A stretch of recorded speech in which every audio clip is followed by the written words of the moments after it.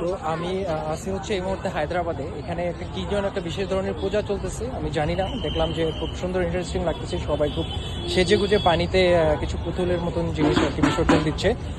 রাঙ্গল something কিছু একটা, একজনকে জিজ্ঞাসা করছিলাম, সে বললো, বাট এক্স্যাক্টলি আমি বুঝতে পারি নাই। আপনারা কেউ জানলে আমাকে হচ্ছে বিষয়টা জানাবেন আর কি, লাইক এটা কী পূজা চলতেছে।